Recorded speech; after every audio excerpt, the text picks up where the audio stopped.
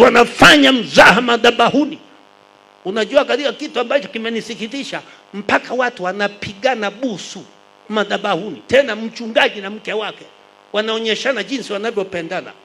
Nasema huo ni ujinga. Mapenzi yenu kafanyeni chumbani.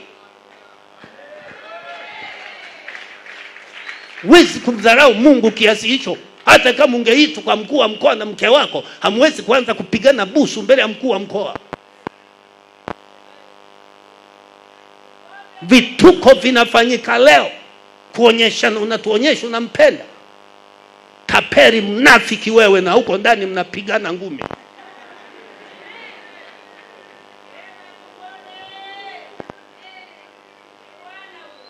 Jamani, hayo yanafanyika hayafanyiki? Na bahati mbaya wanaoanza kuyafanya ni nani? Semeni wa nani? Mnaogopaje bwana? Wachungaji na maaskofu. Mimi nasema sasa, kama wachungaji na maaskofu watapigana busu mbele ya madhabahu, hao mabinti na vijana wataishia busu au wataishia wapi? Kama baba zao wamewaonyesha shughuli, wao si wanakwenda kutekeleza baada ya hapo?